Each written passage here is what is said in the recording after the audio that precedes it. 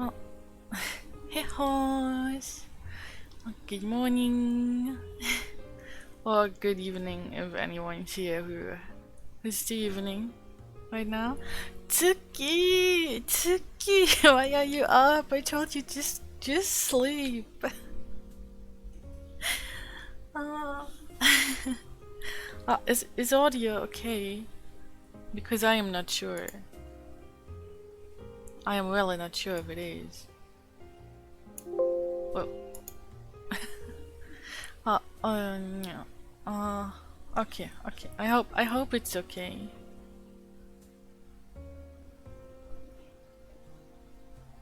Because nobody's telling me if it is. Oh, it's okay. It's okay. Good. Good then. Good then. Okay. I'm still a little bit sleepy maybe. So I hope everything will be okay. Thank you, Steve. Okay, wait, let me actually drink a bit.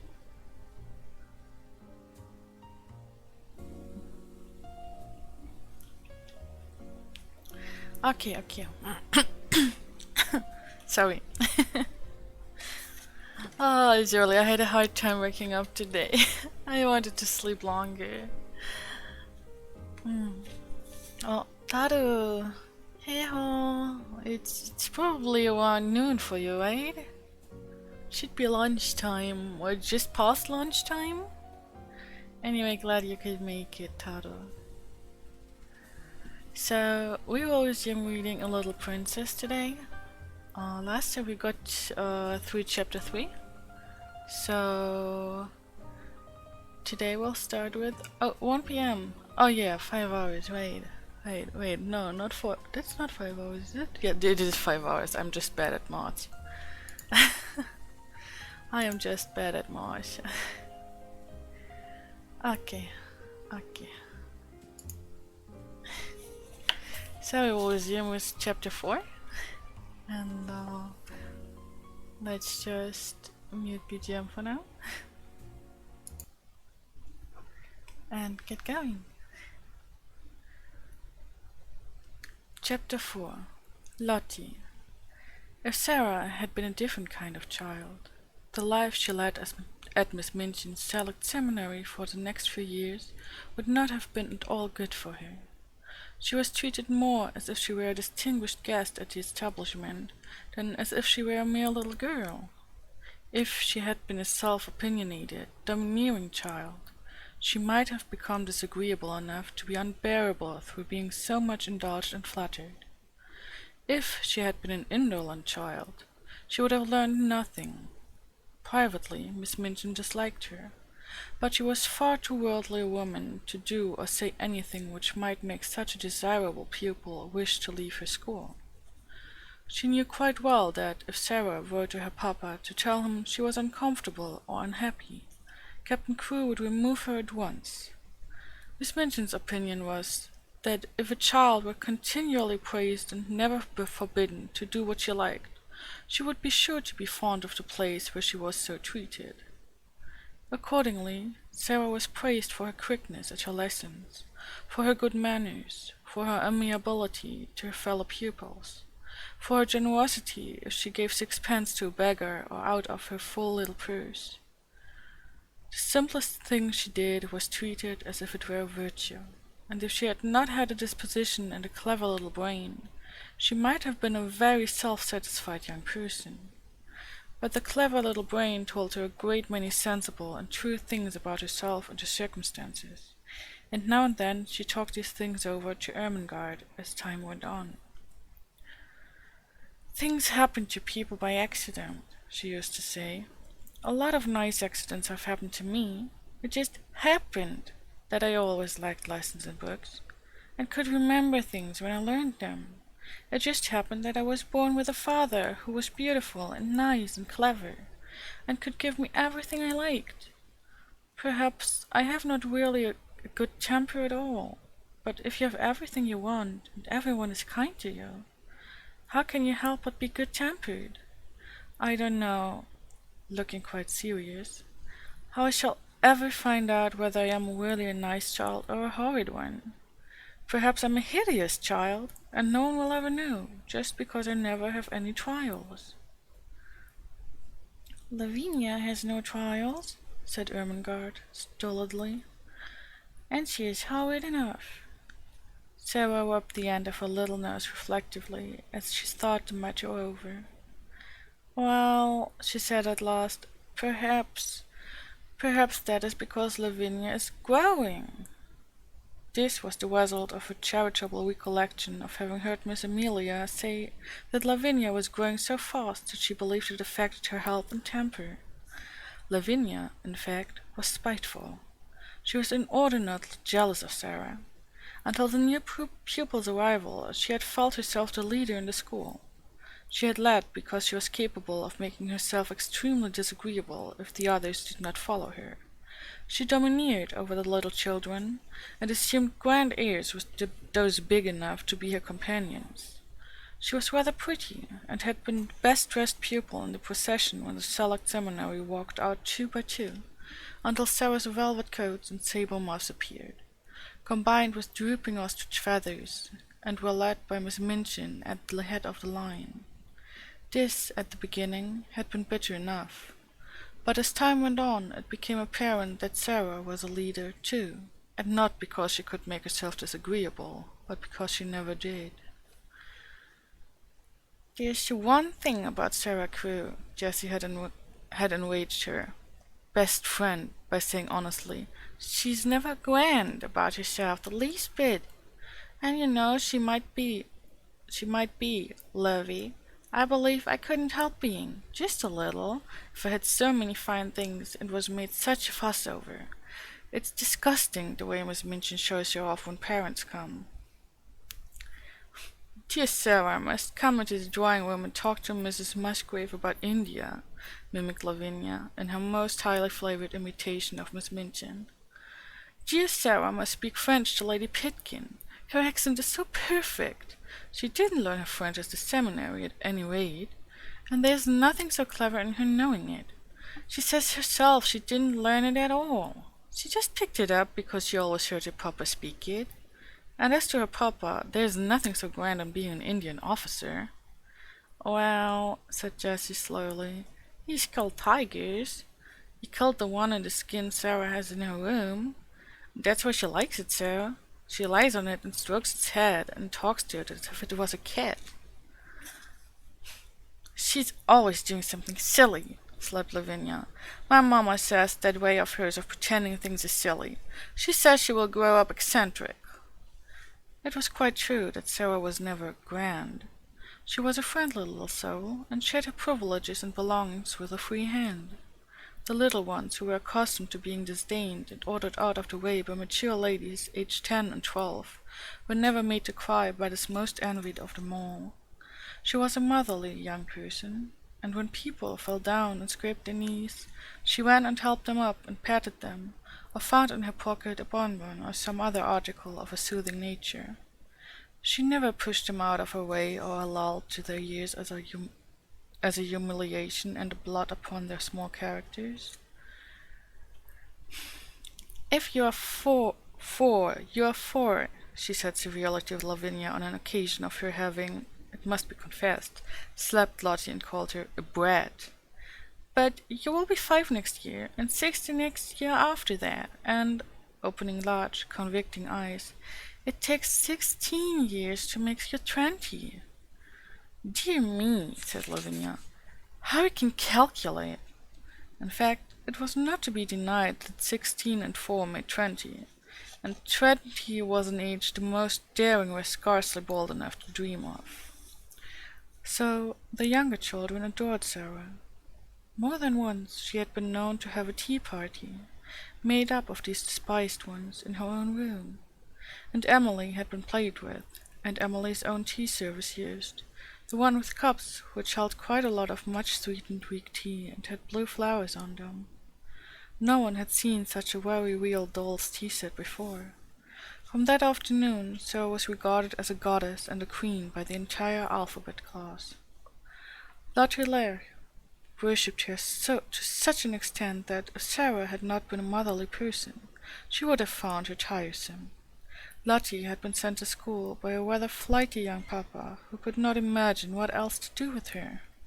Her young mother had died, and as a child had been treated like a favorite doll or a very spoiled pet monkey or lapdog ever since the first hour of her life. She was a very appalling little creature. When she wanted anything or did not want anything, she wept and howled, and as she always wanted the things she could not have and did not want the things that were best for her, her shrill little voice was usually to be heard uplifted in wails in one part of the house or another.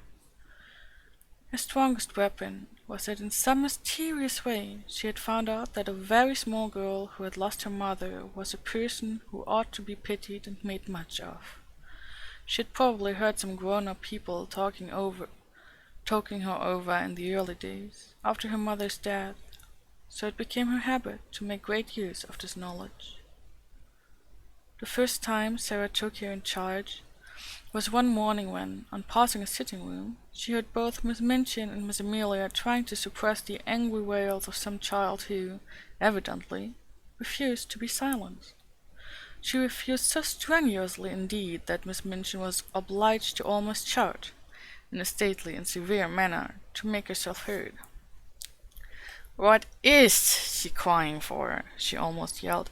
Oh, Sarah heard. "I haven't got any, ma'am. "Oh, Lottie," screamed Miss Amelia. "Do stop, darling. Don't cry. Please don't. Oh. Lottie howled tempestuously. "Haven't got any, Mama." "She ought to be whipped," Miss Minchin proclaimed. "You shall be whipped, you naughty child." Lottie wailed more loudly than ever. Miss Amelia began to cry. Miss Minchin's voice rose until it almost thundered. Then, suddenly, she sprang up from her chair in impotent indignation and flounced out of the room, leaving Miss Amelia to arrange the matter. Sarah had paused in the hall, wondering if she ought to go into the room, because she had recently begun a friendly acquaintance with Lottie, and might be able to quiet her. When Miss Minchin came out and saw her, she looked rather annoyed. She realized that her voice, as heard from inside the room, could not have sounded either dignified or amiable. "Oh, Sarah!" she exclaimed, endeavoring to produce a suitable smile. "I stopped," explained Sarah, "because I knew it was Lottie, and I thought perhaps, just perhaps, I could make her be quiet. May I try, Miss Minchin?" "If you can, you're a clever child," answered Miss Minchin, drawing in her mouth sharply. Then, seeing that Sarah looked slightly chilled by her asperity, she changed her manner. "But you're clever in everything," she said in her approving way. "I dare say you can manage her. Go in." And she left her. When Sarah entered the room, Lottie was lying upon the floor, screaming and kicking her small fat legs violently, and Miss Amelia was bending over her in consternation and despair, looking quite red and damp with heat. Lottie had always found, when in her own nursery at home, that kicking and screaming would always be quieted by any means she insisted on. Poor plump Miss Amelia was trying first one method and then another. "Poor darling," she said one moment. "I know you haven't any, Mamma. Poor—" Then, in quite another tone, "If you don't stop, Lottie, I will shake you. Poor little angel. There, you wicked, bad, detestable child. I will smack you. I will." Sarah went to them quietly. She did not know at all what she was going to do, but she had a vague inward conviction that it would be better not to say such different kinds of things, quite so helplessly and excitedly. "Miss Amelia," she said in a low voice, "Miss Minchin says I might try to make her stop. May I?" Miss Amelia turned and looked at her hopelessly. "Oh, do you think you can?" she gasped. "I don't know whether I can," answered Sarah, still in her half-whisper, "but I will try." Miss Amelia stumbled up from her knees with a heavy sigh, and Lottie's fat little legs kicked as hard as ever. "If you will steal out of the room," said Sarah, "I will stay with her." "Oh, Sarah," almost whimpered Miss Amelia, "we never had such a dreadful child before. I don't believe we can keep her." But she crept out of the room, and was very much relieved to find an excuse for doing it. Sarah stood by the howling, furious child for a few moments, and looked down at her without saying anything. Then she sat down flat on the floor beside her and waited. Except for Lottie's angry screams, the room was quite quiet. This was a new state of affairs for Middlemore's Lay, who was accustomed, when she screamed, to hear other people protest, and implore and command and coax by turns. To lie and kick and shriek, and find the only person near you not seeming to mind in the least attracted her attention. She opened her tight-shut, streaming eyes to see who this person was, and it was only another little girl. But it was the one who owned Emily and all the nice things, and she was looking at her steadily, as if she was merely thinking. Having paused for a few seconds to find out, Lottie thought she must begin again, but the quiet of the room and of Sarah's odd, interested face made her first howl rather half-hearted. "I haven't any more, she announced, but her voice was not so strong. Sarah looked at her still more steadily, but with a sort of understanding in her eyes. "Neither have I," she said. This was so unexpected that it was astounding. Lottie actually dropped her legs, gave a wriggle, and lay and stared. A new idea will stop a crying child when nothing else will.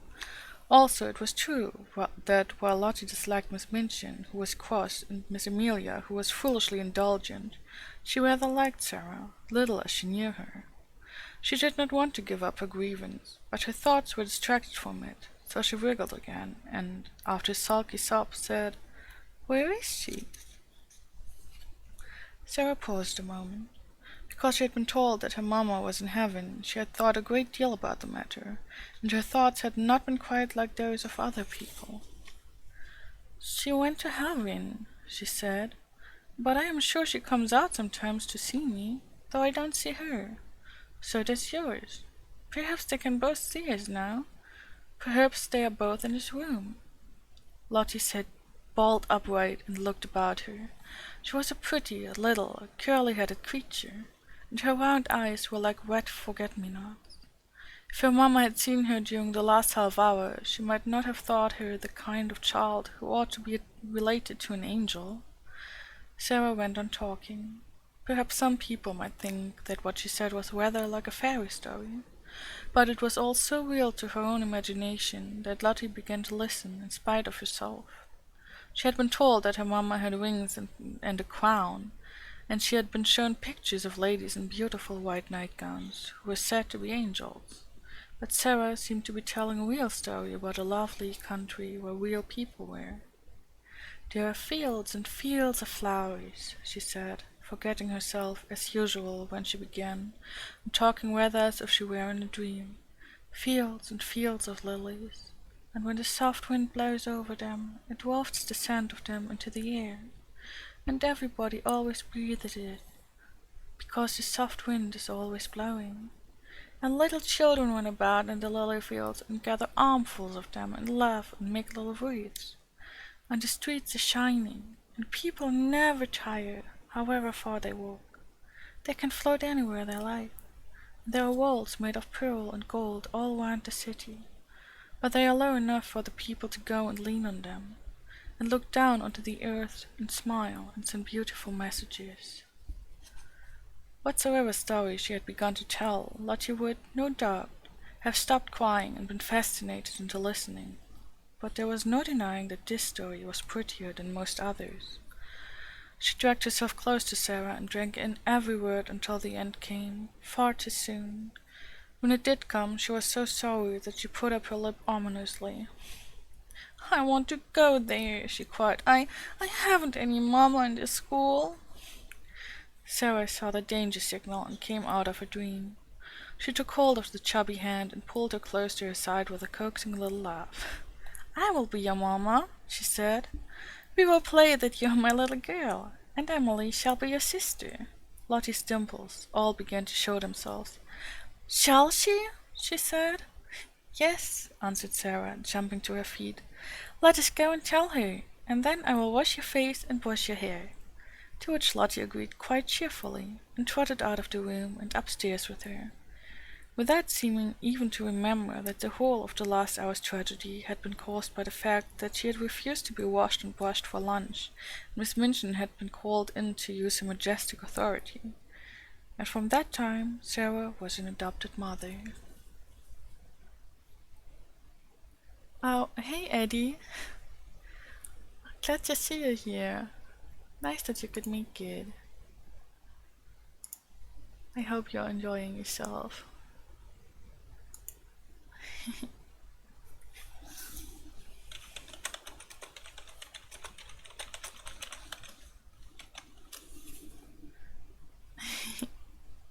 um, hmm.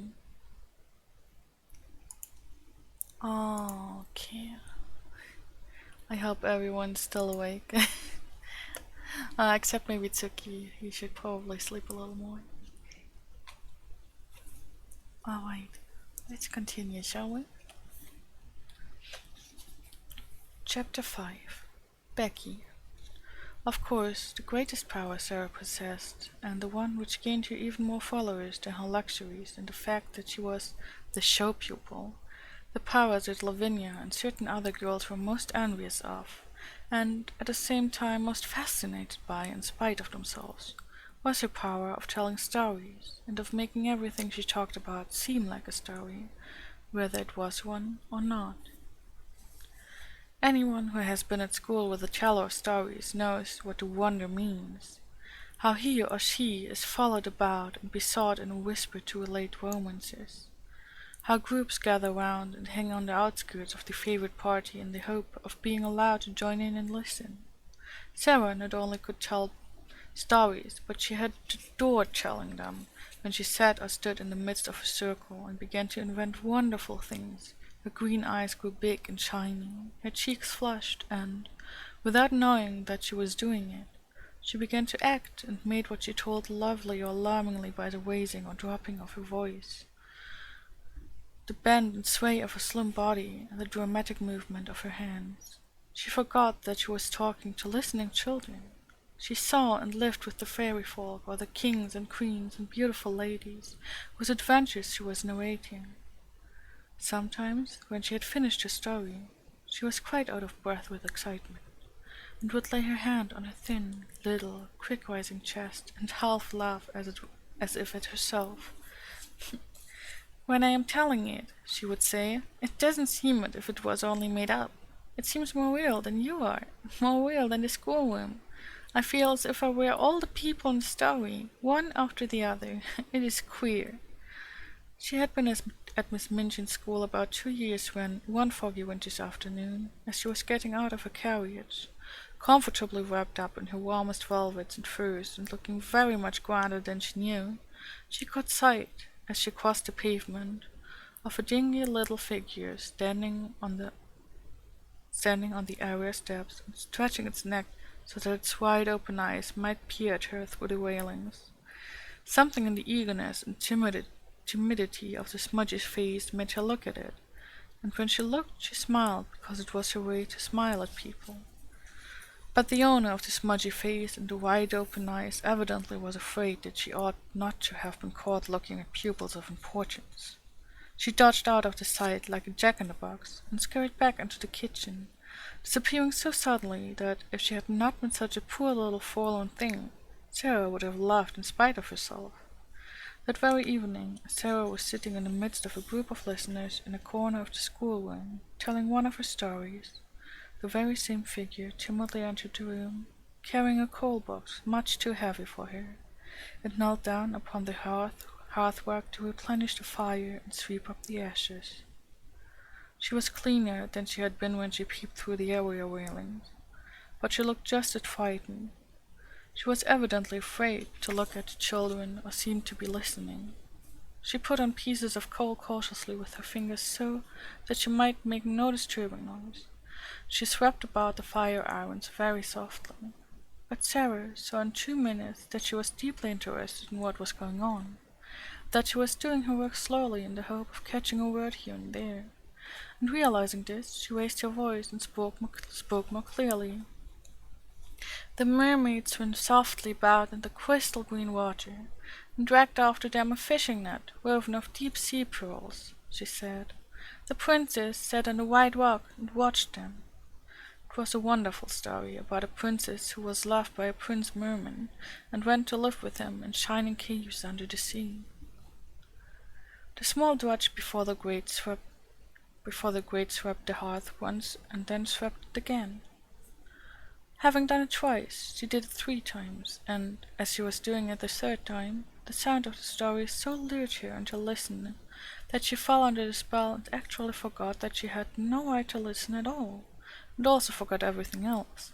She sat down upon her heels as she knelt on the hearthrug, and the brush hung idly in her fingers.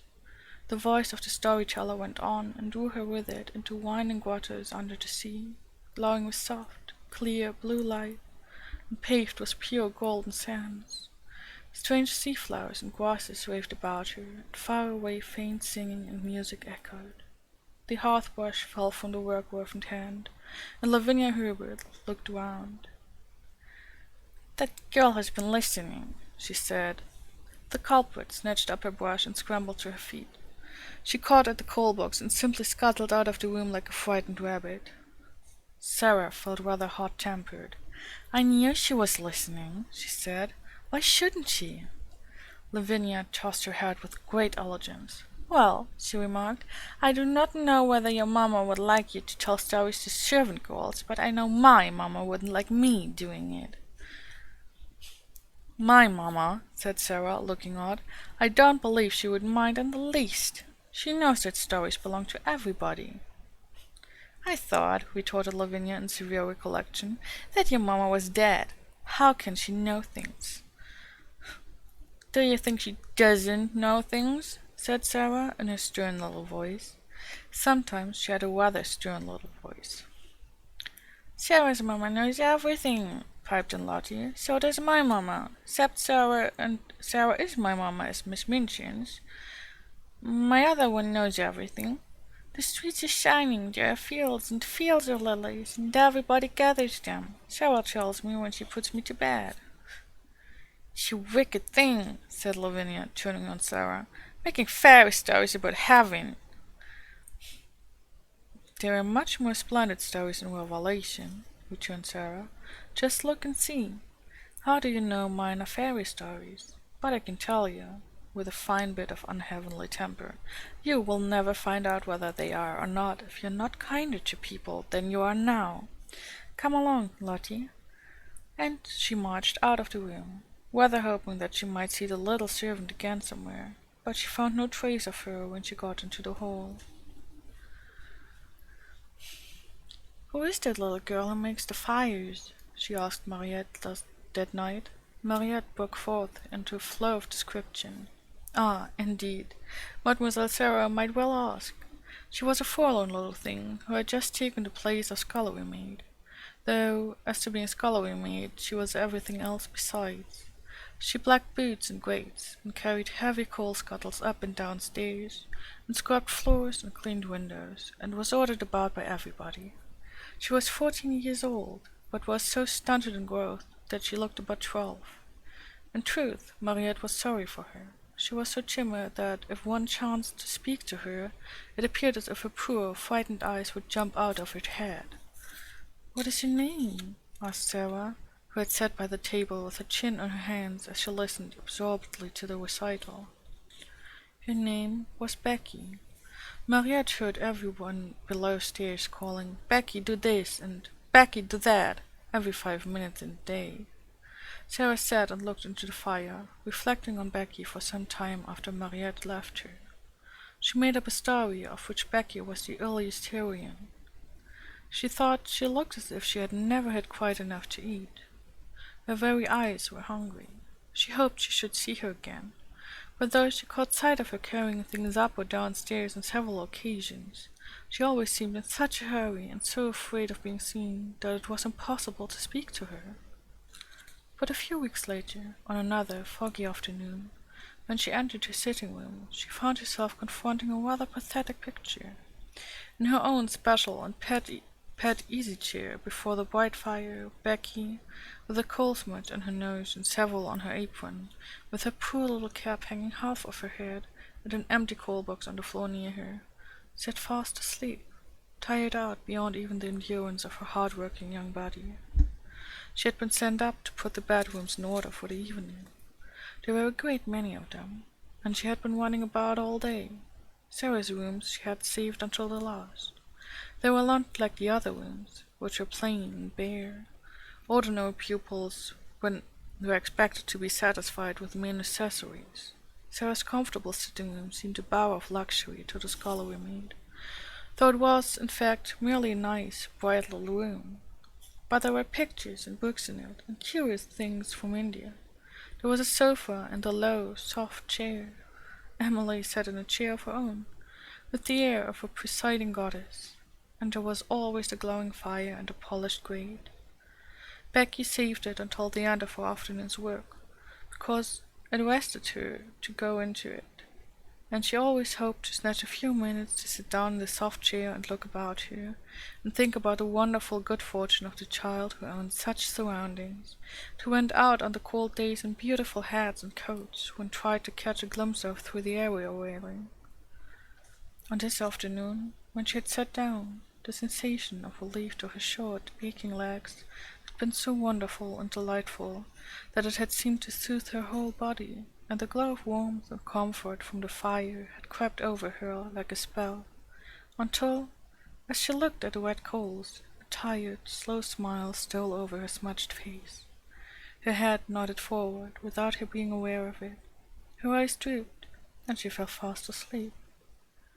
She had really been only about 10 minutes in the room when Sarah entered, but she was in as deep a sleep as if she had been, like the Sleeping Beauty, slumbering for 100 years. But she did not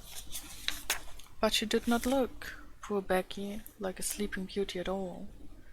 She looked only like an ugly, stunted, worn-out little scullery drudge. Sarah seemed as much unlike her as if she were a creature from another world. On this particular afternoon she had been taking her dancing lesson, and the afternoon on which the dancing master appeared was rather a grand occasion at the seminary, though it occurred every week. The pupils were attired in the prettiest frocks, and as Sarah danced particularly well, she was very much brought forward, and Mariette was requested to make her as diaphanous and fine as possible. Today a frock the color of a rose had been put on her, and Mariette had brought some real buds and made her a wreath to wear on her black locks. She had been learning a new, delightful dance in which she had been skimming and flying about the room, like a large, rose-colored butterfly. The enjoyment and exercise had brought a brilliant, happy glow into her face. When she entered the room, she floated in with a few of the butterfly steps, and there sat Becky, nodding her cap sideways off her head. "Oh," cried Sarah softly when she saw her, "that poor thing!" It did not occur to her to feel cross at finding her pet chair occupied by the small, dingy figure. To tell the truth, she was quite glad to find it there. When the earliest heroine of her story wakened, she could talk to her. She crept toward her quietly and stood looking at her. Becky gave a little snore. "I wish she'd waken herself," Sarah said. "I don't like to waken her, but Miss Minchin would be cross if she found out. I'll just wait a few minutes." She took a seat on the edge of the table and sat swinging her slim, rose-colored legs, and wondering what it would be best to do. Miss Amelia might come in at any moment, and if she did, Becky would be sure to be scolded. "But she's so tired," she thought. "She is so tired." A piece of flaming coal ended her perplexity for her at that very moment. It broke off from a large lump and fell onto the fender. Becky started and opened her eyes with a frightened gasp.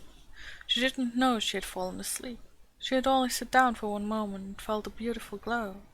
And here she found herself staring in wild alarm at a wonderful pupil, who sat perched quite near her, like a rose-colored fairy, with interested eyes. She sprang up and clutched at her cap.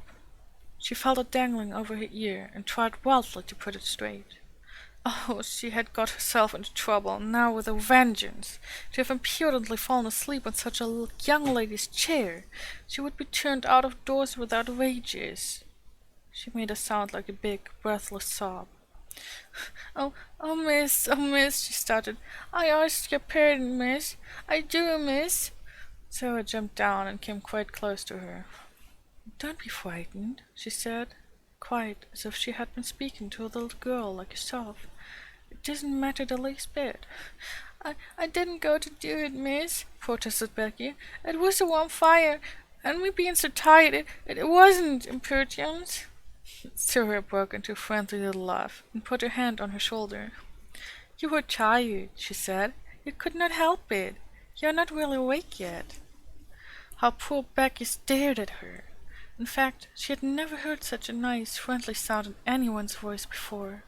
She was used to being ordered about and scolded, and having her ears boxed, and this one, in her rose-colored, dancing afternoon splendor, was looking at her as if she were not a culprit at all, as if she had a right to be tired, even to fall asleep. The touch of the soft, slim little paw on her shoulder was the most amazing thing she had ever known. Ain't you angry, miss? She gasped. Ain't you going to tell the missus?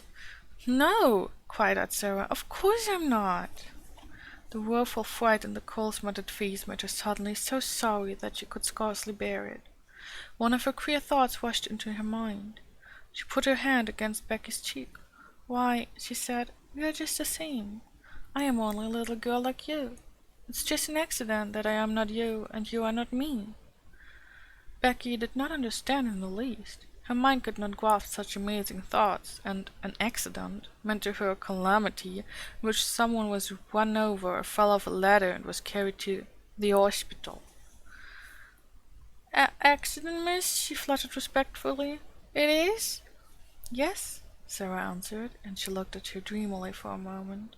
But the next she spoke in a different tone. She realized that Becky did not know what she meant. Have you done your work? She asked. Dare you stay here a few minutes? Becky lost her breath again. Here, miss? Me? Sarah ran to the door, opened it, and looked out and listened. No one is anywhere about, she explained. If your bedrooms are finished, perhaps you might stay a tiny while. I thought perhaps you might like a piece of cake. The next 10 minutes seemed to Becky like a sort of delirium. Sarah opened a cupboard and gave her a thick slice of cake. She seemed to rejoice when it was devoured in hungry bites. She talked and asked questions and laughed until Becky's fears actually began to calm themselves. And she once or twice gathered boldness enough to ask a question of or so herself, daring as she felt it to be. Is that, she ventured, looking longingly at the rose-colored frock, and she asked it almost in a whisper, is it there your best? It is one of my dancing frocks, answered Sarah. I like it, don't you? For a few seconds Becky was almost speechless with admiration. Then she said in an odd voice, Once I see a princess.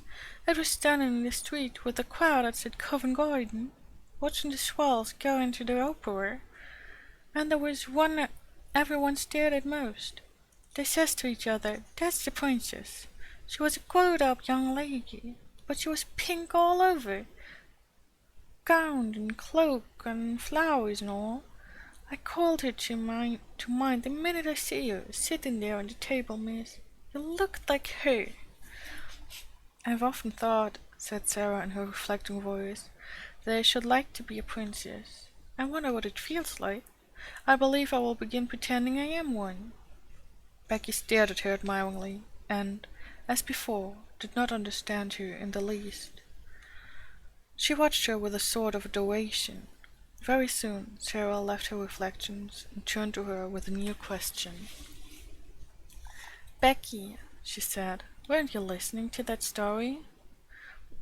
Yes, miss, confessed Becky, a little alarmed again. I know I hadn't ordered, but it was that beautiful, I couldn't help it. I like you to listen to it, said Sarah.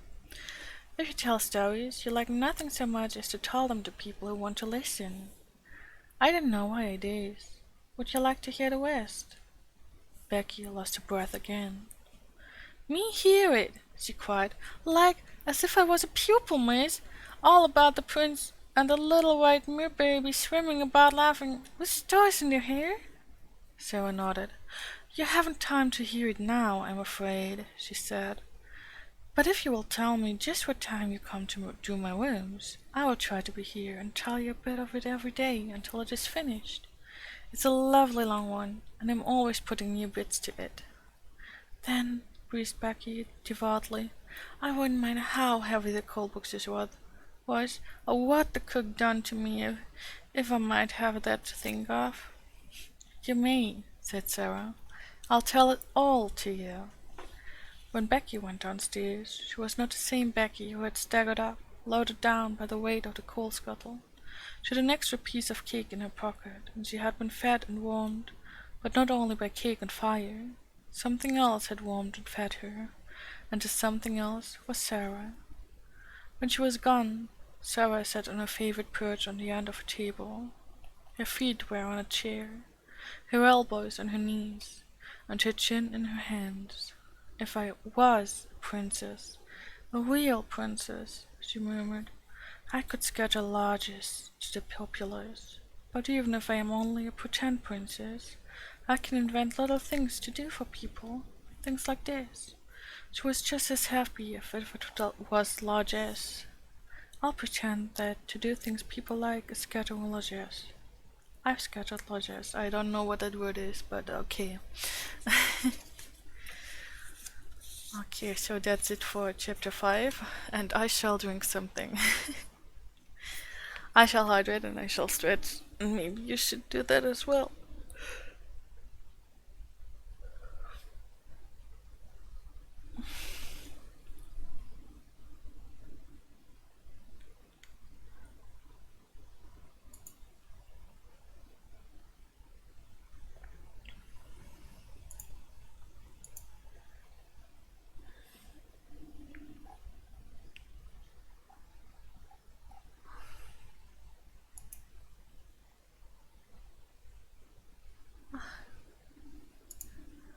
Oh wait. Would you like to hear some more? Well, I sure hope so, because I will read another chapter. That would make 3 chapters again.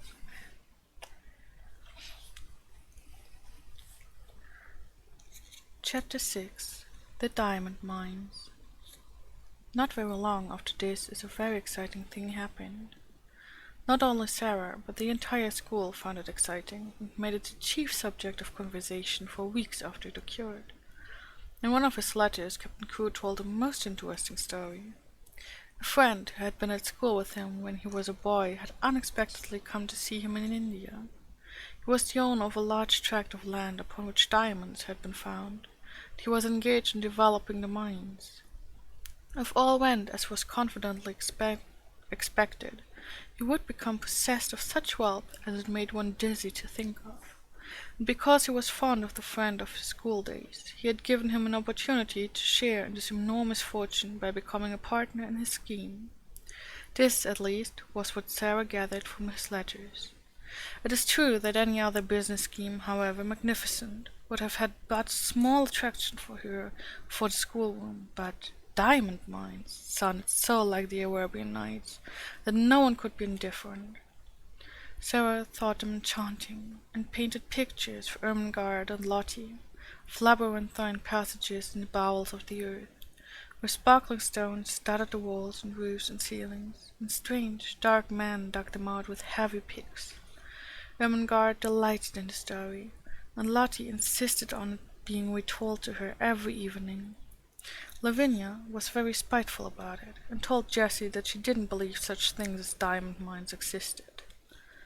"My mamma has a diamond ring which cost 40 pounds, she said, "and it is not a big one, either. If there were mines full of diamonds, people would be so rich it would be ridiculous." "Perhaps Sarah will be so rich that she will be ridiculous," giggled Jessie. "She's ridiculous without being rich," Lavinia sniffed. "I believe you hate her," said Jessie. "No, I don't," snapped Lavinia. "But I don't believe in mines full of diamonds." People have to get them from somewhere," said Jessie. Lavinia, with a new giggle, "What do you think Gertrude says?" "I don't know, I'm sure. And I don't care if it's something more about that everlasting Sarah." "Well, it is. One of her pretense is that she's a princess. She plays it all the time, even in school. She says it makes her learn her lessons better. She wants Ermengarde to be one too, but Ermengarde says she's too fat." "She is too fat," said Lavinia, "and Sarah is too thin." Naturally, Jessie giggled again. "She says it had nothing to do with what you look like, or what you have. It has only to do with what you think of and what you do." "I suppose she thinks she could be a princess if she was a beggar," said Lavinia. "Let us begin to call her Your Royal Highness." Lessons for the day were over, and they were sitting before the schoolroom fire, enjoying the time they liked best. It was the time when Miss Minchin and Miss Amelia were taking their tea in the sitting room, sacred to themselves. At this hour a great deal of talking was done, and a great many secrets changed hands, particularly if the younger pupils behaved themselves well, and did not squabble or run about noisily, which it must be confessed they usually did. When they made an uproar, the older girls usually interfered with scolding and shakes. They were expected to keep order, and there was danger that if they did not, Miss Minchin or Miss Amelia would appear and put an end to festivities. Even as Lavinia spoke, the door opened and Sarah entered with Lottie, whose habit was to trot everywhere after her like a little dog. "There she is, with that horrid child!" exclaimed Lavinia in a whisper. "If she's so fond of her, why doesn't she keep her in her own room? She will begin howling about something in 5 minutes." It happened that Lottie had been seized with a sudden desire to play in the schoolroom, and had begged her adopted parent to come with her. She joined a group of little ones who were playing in a corner. Sarah curled herself up in the window seat, opened a book, and began to read. It was a book about the French Revolution.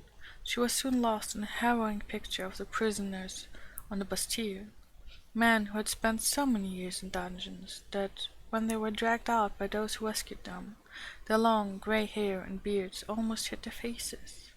They had forgotten that an outside world existed at all, and were like beings in a dream.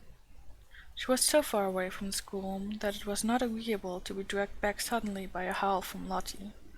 Never did she find anything so difficult as to keep herself from losing her temper when she was suddenly disturbed while absorbed in a book. People who are fond of books know the feeling of irritation which sweeps over them at such a moment. The temptation to be unreasonable and snappish is one not easy to manage. "It makes me feel as if someone had hit me," Sarah had told Ermengarde once in confidence, "and as if I want to hit back. I have to remember things quickly to keep from saying something ill-tempered." She had to remember things quickly when she laid her book on the window seat and jumped down from her comfortable corner. Lottie had been sliding across the schoolroom floor and, having first irritated Lavinia and Jessie by making a noise, had ended up flailing down and hurting her fat knee. She was screaming and dancing up and down in the midst of a group of friends and enemies, who were alternately coaxing and scolding her. "Stop this minute, you crybaby! Stop this minute!" Lavinia commanded. "I'm not a crybaby! I'm not!" wailed Lottie. "Sarah! Sarah!" "If she doesn't stop, Miss Minchin will hear her," cried Jessie. "Lottie, darling, I'll give you a penny." "I don't want your penny," sobbed Lottie, and she looked down at the fat knee, and seeing a drop of blood on it, burst forth again. Sarah flew across the room and, kneeling down, put her arms around her. "Now, Lottie," she said. "Now, Lottie, you promised, Sarah." "She said I was a crybaby," wept Lottie. Sarah patted her, but spoke in the steady voice Lottie knew. "But if you cry, you will be one, Lottie pet. You promised." Lottie remembered that she had promised, but she preferred to lift up her voice. "I haven't any, Mamma," she proclaimed. "I haven't a bit of Mamma." "Yes, you have," said Sarah, cheerfully. "Have you forgotten? Don't you know that Sarah is your mamma? Don't you want Sarah for your mamma?" Lottie cuddled up to her with a consoled sniff. "Come and sit in the window seat with me," Sarah went on, "and I'll whisper a story to you." "Will you?" whimpered Lottie. "Will you tell me about the diamond mines?" "The diamond mines?" "The diamond mines," broke out Lavinia. "Nasty little spoiled thing. I should like to slap her." Sarah got up quickly on her feet. It must be remembered that she had been very deeply absorbed in the book about the Bastille, and she had had to recall several things rapidly when she realized that she must go and take care of her adopted child. She was not an angel, and she was not fond of Lavinia. "Well," she said with some fire, "I should like to slap you, but I don't want to slap you," restraining herself. "At least I both want to slap you, and I should like to slap you, but I won't slap you. We are not little gotcha children. We are both old enough to know better." Here was Lavinia's opportunity. "Ah, yes, your Royal Highness," she said. "We're princesses, I believe.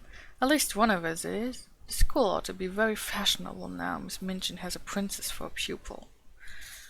Sarah started toward her. She looked as if she were going to box her ears. Perhaps she was. Her trick of pretending things was the joy of her life. She never spoke of it to girls she was not fond of. Her new "pretend" about being a princess was very near to her heart. She was shy and sensitive about it. She had meant it to be rather a secret, and here was Lavinia deriding it before nearly all the school. She felt the blood rush up into her face and tingle in her ears. She only just saved herself. If you were a princess, you did not fly into rages. Her hand dropped, and she stood quite still a moment. When she spoke, it was in a quiet, steady voice. She had her head up, and everybody listened to her. "It's true," she said. "Sometimes I do pretend I am a princess. I pretend I am a princess, so that I can try and behave like one." Lavinia could not think of exactly the right thing to say. Several times she had found that she could not think of a satisfactory reply when she was dealing with Sarah. The reason for this was that, somehow, the rest always seemed to be vaguely in sympathy with her opponent. She saw now that they were pricking up their ears interestedly. The truth was, they liked princesses, and they all hoped they might hear something more definite about this one, and drew nearer Sarah accordingly. Lavinia could only invent one remark, and it fell rather flat. "Dear me," she said, "I hope when you ascend the throne you won't forget us." "I won't," said Sarah.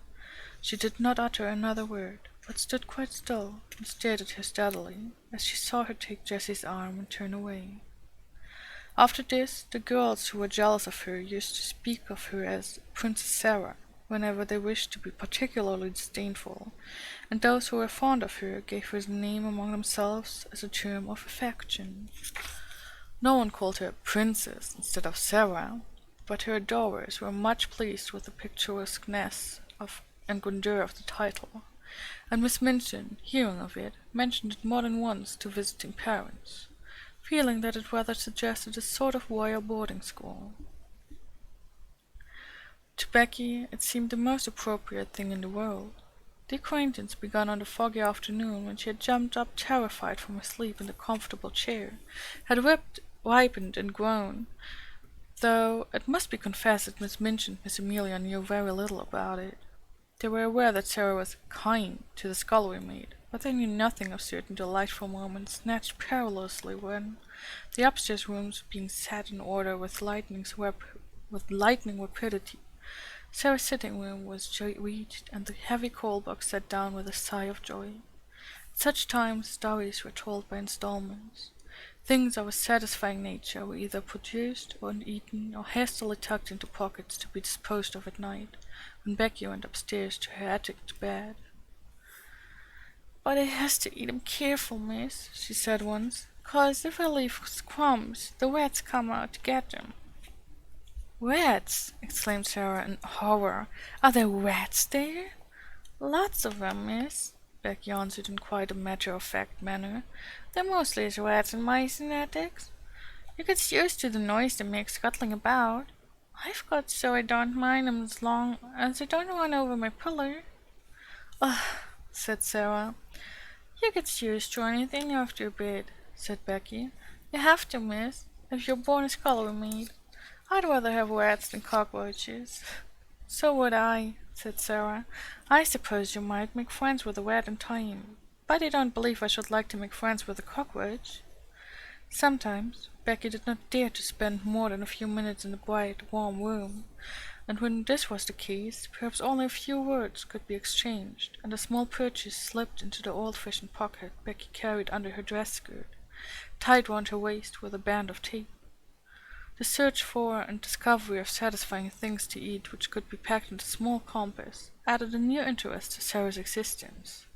When she drove or walked out, she used to look into shop windows eagerly. The first time it occurred to her to bring home 2 or 3 little meat pies, she felt that she had hit upon a discovery.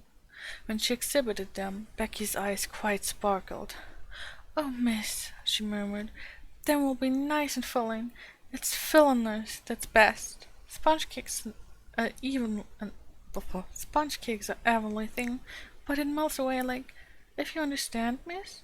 These'll just stay in your stomach." "Well," hesitated Sarah, "I don't think it would be good if they stayed always, but I do believe they will be satisfying." They were satisfying, and so were beef sandwiches bought at a cook shop, and so were rolls and bologna sausage. In time, Becky began to lose her hungry, tired feeling, and the coal box did not seem so unbearably heavy.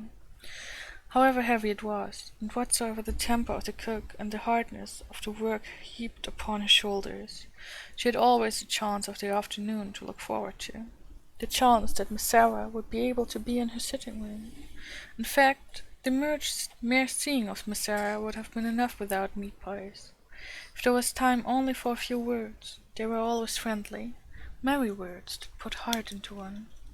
If there was time for more, then there was an installment of a story to be told, or some other thing one remembered afterward, and sometimes lay awake in one's bed in the attic to think over. Sarah, who was only doing what she unconsciously liked better than anything else, nature having made her for a giver, had not the least idea what she meant to poor Becky, and how wonderful a benefactor she seemed. If nature has made you for a giver, your hands are borne open, and so is your heart. And though there may be times when your hands are empty, your heart is always full. You can give things out of that, warm things, kind things, sweet things, help and comfort and laughter, and sometimes gay, kind laughter is the best help of all. Becky had scarcely known what laughter was through all her poor little heart-driven life. Sarah made her laugh, and laughed with her, and though neither of them quite knew, the laughter was as filling as the meat pies. A few weeks before Sarah's 11th birthday, a letter came to her from her father, which did not seem to be written in such boyish high spirits as usual. He was not very well. He was evidently overweighted by the business connected with the diamond mines. "You see, little Sarah," he wrote, "your daddy is not a businessman at all, and figures and documents bother him. He does not really understand them, and all this seems so enormous. Perhaps, if I was not feverish, I should not be awake, tossing about, one half of the night, and spend the other half in troublesome dreams. If my little missus were here, I dare say she would give me some solemn, good advice. You would, wouldn't you, little missus?" One of his many jokes had been to call her "little missus," because she had such an old-fashioned air. He had made wonderful preparations for her birthday. Among other things, a new doll had been ordered in Paris, and her wardrobe was to be, indeed, a marvel of splendid perfection. When she had replied to the letter asking her if the doll would be an acceptable present, Sarah had been very quaint. "I am getting very old," she wrote. "You see, I shall never live to have another doll given me. This will be my last doll. There is something solemn about it. If I could write poetry, I am sure a poem about a last doll would be very nice. But I cannot write poetry. I have tried, and it made me laugh.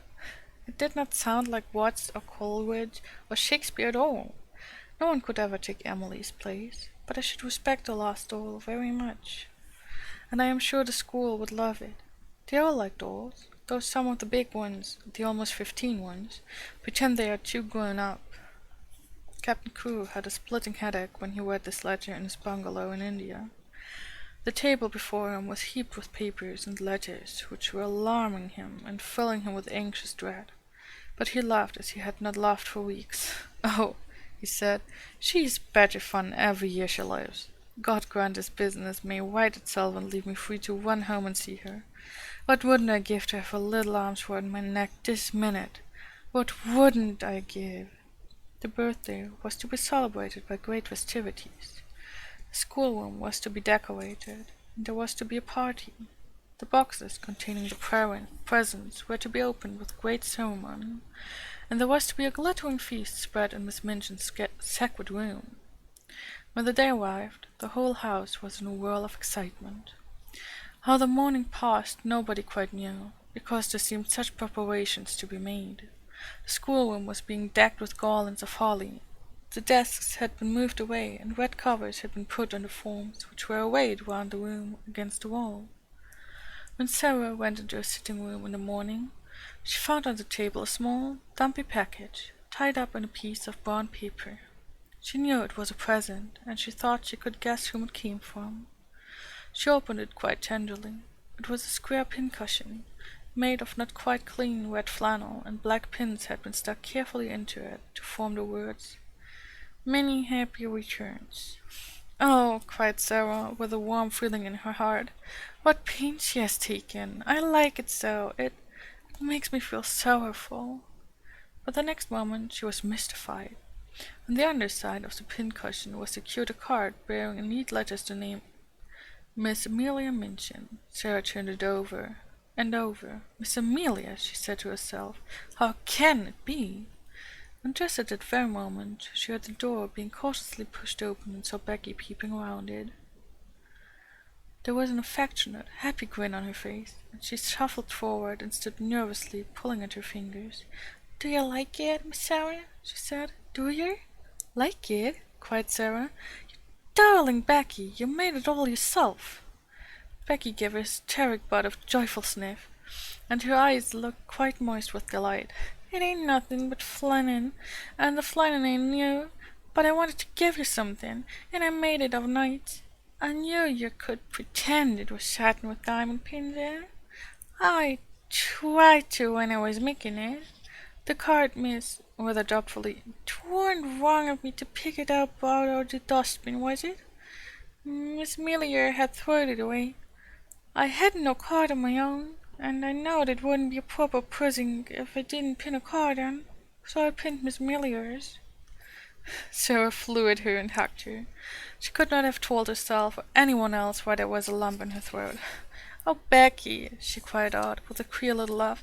"I love you, Becky. I do, I do." "Oh, miss," breathed Becky. "Thank you, miss, kindly.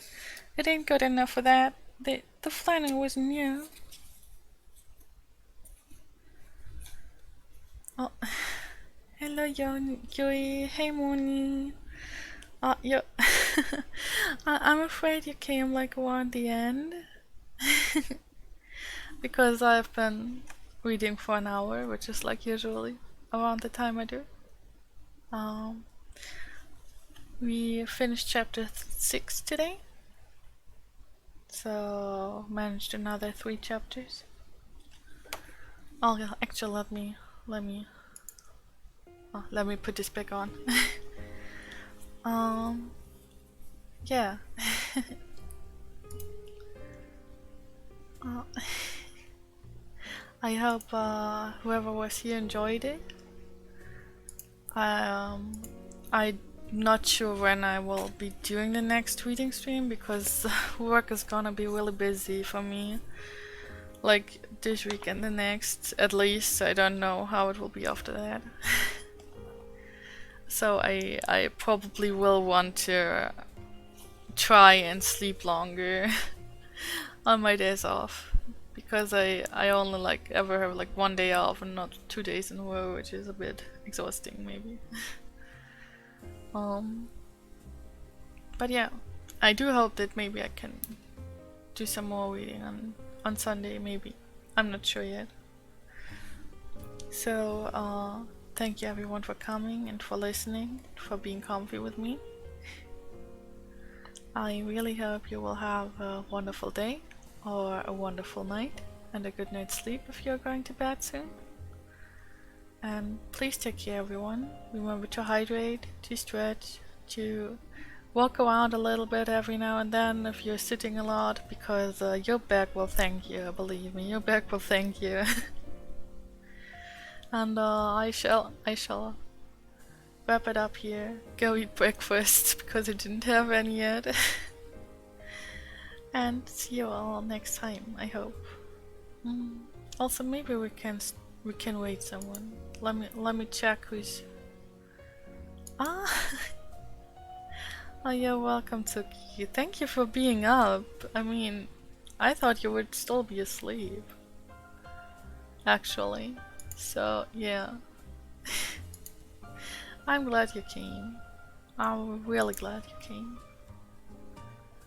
Also, I don't know that game, but wait, Yui, are you still? What the heck? Is Yui still streaming? Well, that would answer the question of who to wait, I guess.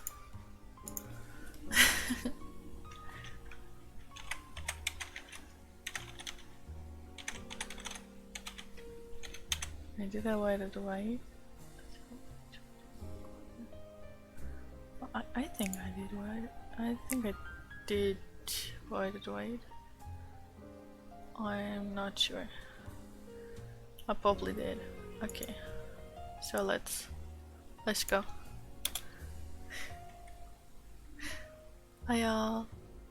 As I said, I wish you all a happy and nice day or night, and we'll see you next time.